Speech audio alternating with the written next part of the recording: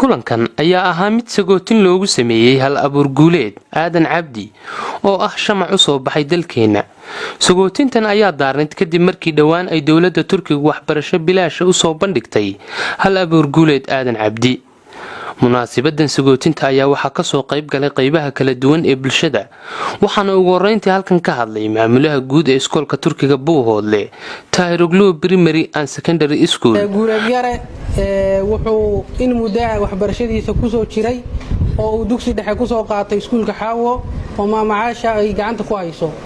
2018 markaanu furnay iskuulka Turkiga yuu guuleed u soo wareegay iskuulka Turkiga markaas oo wafti hay'adda Danish Banaari ee dalka Turkiga ka timid iyo wariyaal ka socda wakaaladda wararka Anadolu Agency iyo TV-yada ugu afka dheer Turkiga ee TV la yiraahdo ay noo yimaadeen.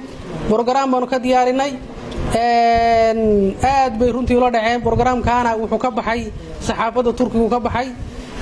guuleed yare wuxuu muddada 2 sano iyo barka ay ka soo wareegtay uu sii ballaariyay barnaamijkiisii uu sameeyay isaga oo diyaarado nooca droniska ah qaabkooda kala uu sameeyay oo kuwii hore ka casrisan kana weyn iyo dayax gacmeed. barnaamijka markuu sameeyay waxa saxaafadda mar dambe dib loo geliyay barnaamijyadii uu soo bandhigay iyadoo markii ugu dambeysay muddo hadda bishii September intaanu ku dhex jirnay programyada ugu dambeysay laga sameeyay.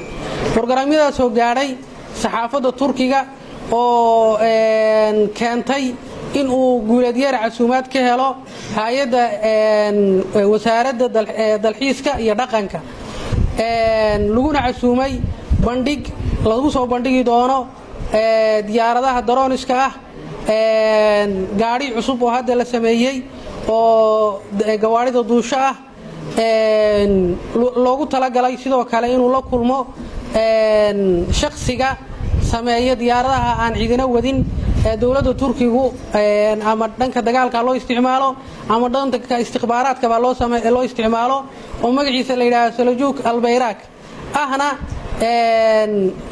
uu sodog u yahay oo gabadhiisa qaba madaxweynaha Recep Tayyip Erdogan.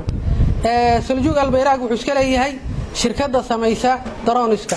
marka insha Allah taala qorshuhu wuxuu yahay in guuleed hadii la yiraahdo uu la kulmo Seljuk Albayrak uu ka qayb galo macradka lagu soo bandhigayo diyaaradaha mustaqbalkiisa waxbarashada insha Allah taala uu Turkiga ka sii wato.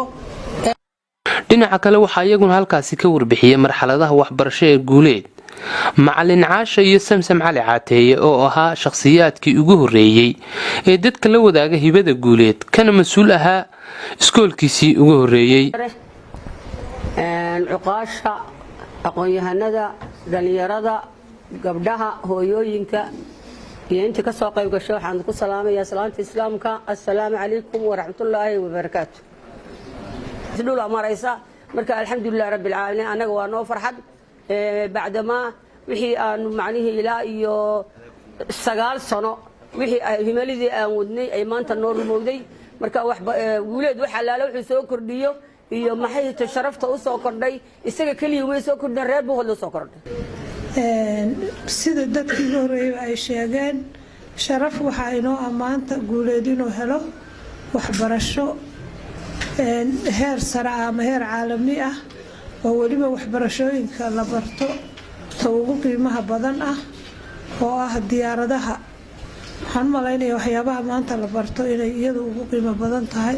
ayaguna halkaasi ka hadlay siyaasi Saleebaan Ciise Axmed Xagle Toosiye, Garaad Maxamed Xirsi Ducaali, qaybo kamid ah qurba joogta deegaanka, Generaal Maxamed Aadan Dalbac, taliyaha ciidamada daraawiishta Cabdiraxmaan Cabdilaahi Axmed Nuur, gudoomiyaha gobolka Cayn Guuleed Maxamed Nuux.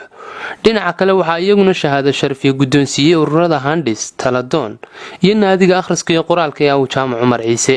waxaan u hambalyeeynaa guuleed yare anoo ugu hambalyeeynaa fursadan qaaliga ah ee uu helay ilaahayna u weydiinaya inay noqoto fursad uu kor ugu sii qaado oo uu ku gaaro hadafkiisa iyo higsigiisa. waxaan kaloo u mahad celinayaa intii ka soo shaqaysay in safarkani hirgalo oo ay ugu horeeyaan maamulka iyo macallimiinta iskuulka Turkiga. waxaan kaloo u mahad celinayaa dawladda guud ahaan dawladda Turkiga oo martiqaadka iyo deeqda waxbarasho u fidisay Guuleed.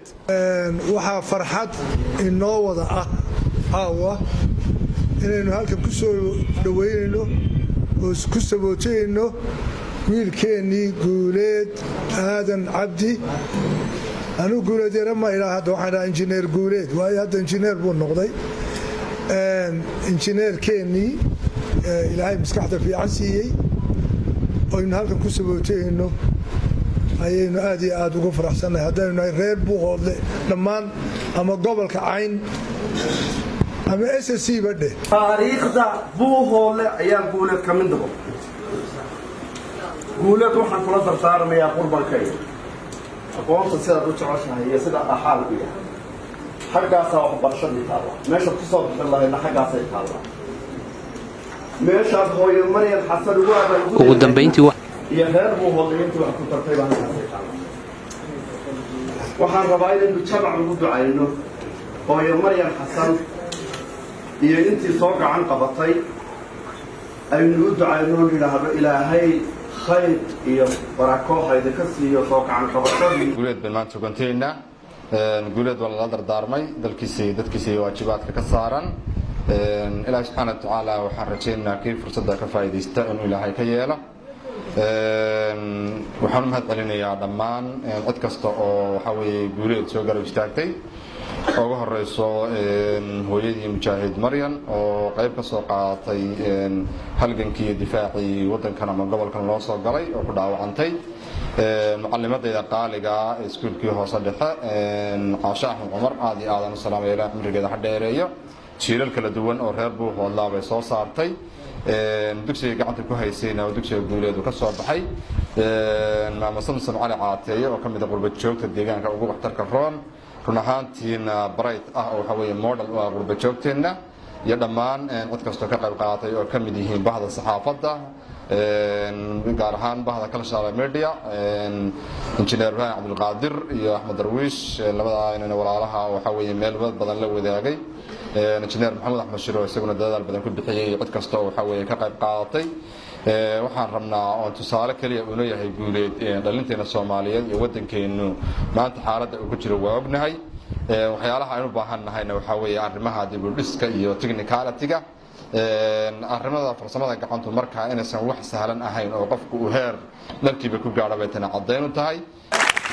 ugu dambeyntii waxaa subaxnimadii saaka si weyn loogu sagootiyay hal abuur Guuleed iskoolka Turkiga kaasi oo ah iskoolka uu wax ka barto Guuleed.